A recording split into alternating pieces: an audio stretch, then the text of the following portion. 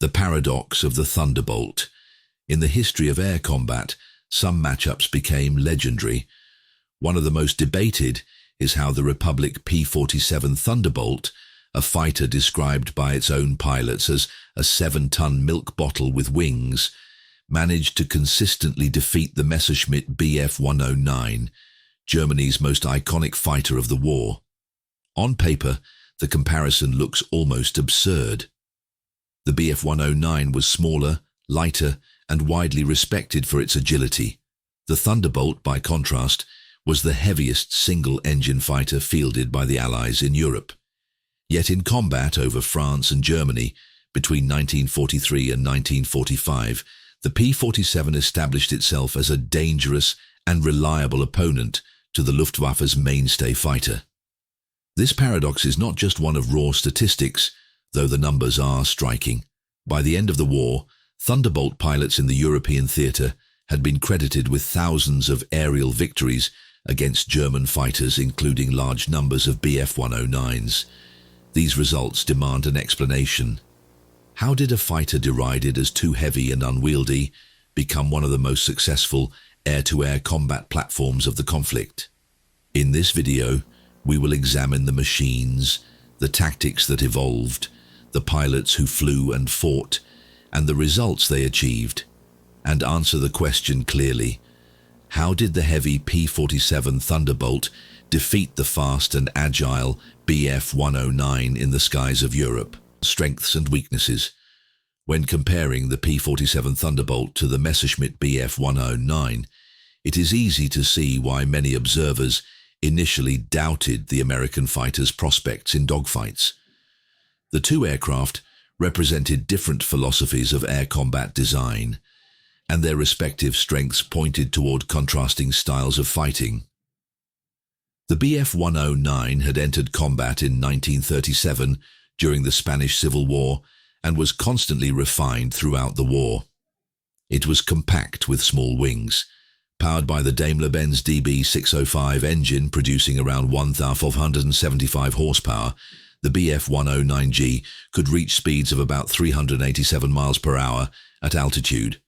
Its climb rate was excellent, often exceeding 3,200 feet per minute, and it could reach operational ceilings above 37,000 feet.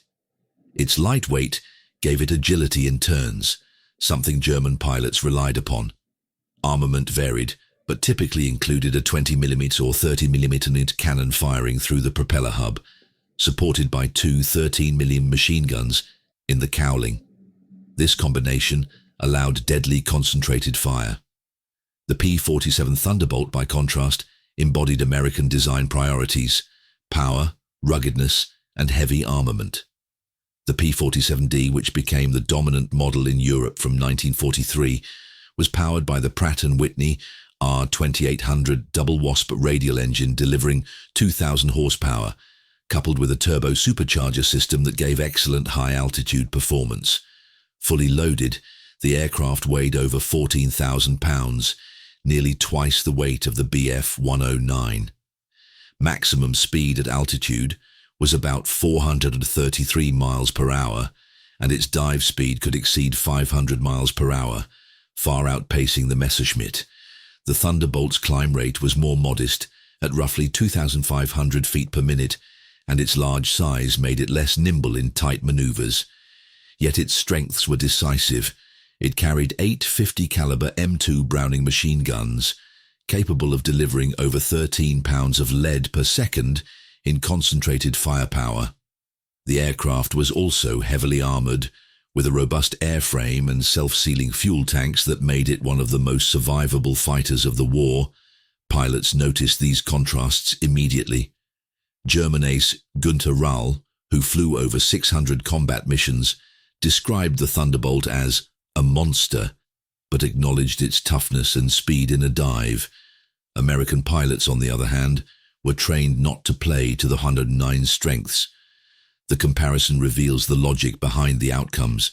The Bf-109 excelled in quick climbs and turns, but it was vulnerable when dragged into high-speed engagements, where its controls stiffened.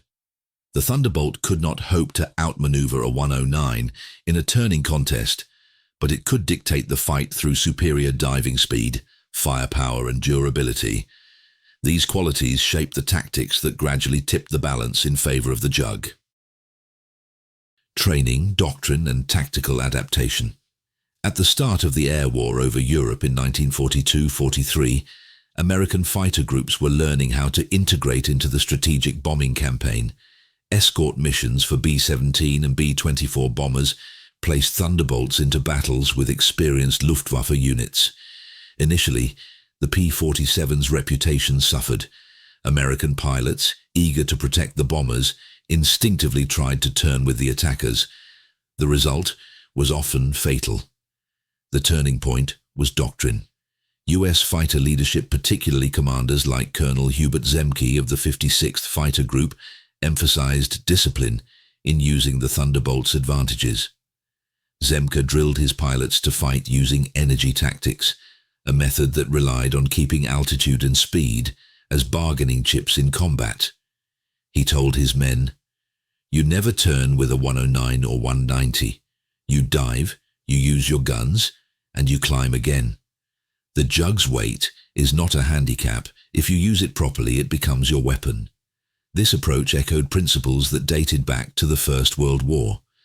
Oswald Boelcke, the German pioneer of fighter tactics, had codified Dicta Boelcke rules that still shaped air combat. Among them were always secure the upper hand before attacking, attack out of the sun if possible, and maintain height advantage. American trainers and squadron leaders applied these maxims directly. The P-47 was not built to win in a swirling dogfight, but with altitude and speed in hand, it could strike with overwhelming force. Training reinforced this discipline. New pilots in England were given lectures, practical exercises, and in-flight mock battles designed to break them from the habit of turning tightly. Veteran aces like Robert S. Johnson recounted how many new arrivals had to unlearn instinctive habits. Johnson wrote of his own combat survival. "The Jug would not turn with a Messerschmitt, but if I kept my dive speed and fired a burst, nothing could live through those 850s. Squadrons like the 56th, 78th, and 352nd became laboratories of tactical innovation, producing many of the top American aces in the theater. On the German side, Luftwaffe doctrine still favored individual duels and small formations.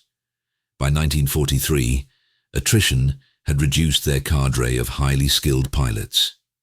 Replacement training in Germany was short, often just a few months, producing pilots with far less experience than their American counterparts who now trained extensively before crossing the Atlantic. The contrast widened over time. While Germany's pool of veteran flyers dwindled, the US system produced larger numbers of disciplined, tactically prepared pilots. Doctrine and training therefore explain much of the Thunderbolt's eventual dominance. The P-47 was a machine optimized for certain strengths, and American pilots learned to fight on those terms. Once that discipline took root, the Thunderbolt transformed from a heavy underdog into an effective counter to the Luftwaffe's best. Key engagements and pilot experiences. One of the earliest demonstrations came in the summer of 1943, when US bomber offensives pressed deeper into occupied Europe. The Luftwaffe committed its Jagdgeschwader wings of Bf-109s and Fw-190s to break up the formations. Thunderbolts of the 56th Fighter Group, flying out of RAF bases in England, met them in ferocious clashes. Altitude discipline paid dividends. Instead of diving into turning contests, pilots used boom and zoom slashing attacks. By maintaining superior height and diving with speed, they brought the 850 caliber machine guns to bear in a single, devastating pass. Similar accounts were echoed by other aces. Francis Gabby Gabreski, the leading American ace in Europe, credited disciplined tactics for his 28 victories. He emphasized that Thunderbolt pilots had to suppress the urge to dogfight in the traditional sense. We stayed high, we stayed fast. If you went down into a turning fight with a 109, you were asking to die. His combat record bore out the wisdom of that approach. Key engagements also underscored the psychological battle. Luftwaffe pilots had long assumed their lighter, more agile fighters would dictate terms. Yet by 1944, many found themselves on the defensive. American Thunderbolt groups could absorb damage, retain speed, and climb back to safety. German replacements, often with fewer than 100 flight hours, faced squadrons led by hardened American veterans. The imbalance in skill and numbers compounded the technological and tactical shifts.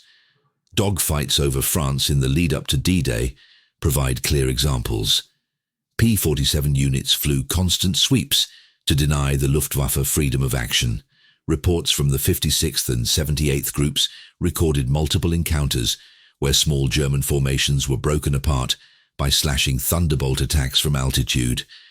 Claims in May-June 1944 ran into the hundreds. One German veteran admitted after the war that we no longer had control of the air. The Americans had the altitude, and with it, the initiative. It is also saying that by mid-1944, Luftwaffe reports show increasing caution. Many German pilots attempted to avoid combat unless circumstances favored them. The risk of facing massed Thunderbolts flown by well-trained pilots using disciplined tactics was too high. By the end of 1944, the P-47's reputation was firmly established. The heavy fighter had proven that, when employed with tactical precision, it could not only survive but decisively beat the agile Bf-109 in dogfights. Strategic impact.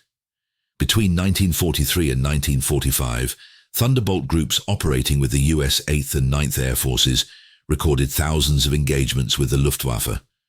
By war's end, P-47 units in the European theatre were credited with roughly 3,752 enemy aircraft destroyed in air-to-air combat.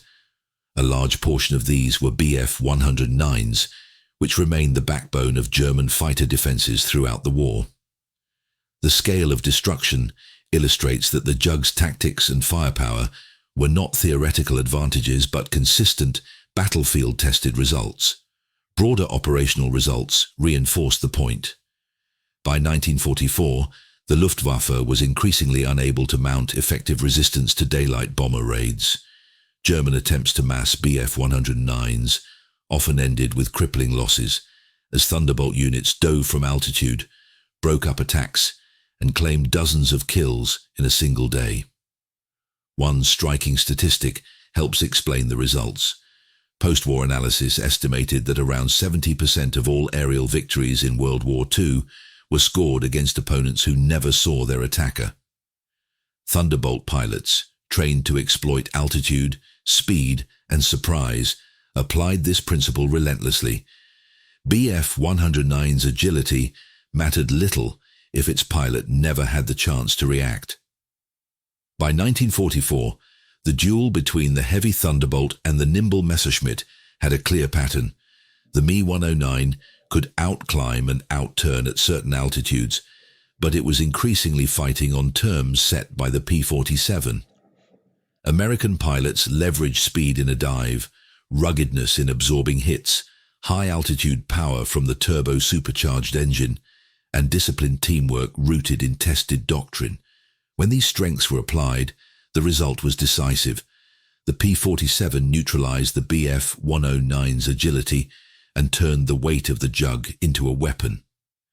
Pilots like Francis Gabreski, Robert S. Johnson, and Walker Mahurin proved that with the right tactics, the heavy Thunderbolt could and did beat Germany's most famous fighter in its own arena. That is how the P-47, unlikely on paper, earned its reputation as one of the most formidable dogfighters of the war.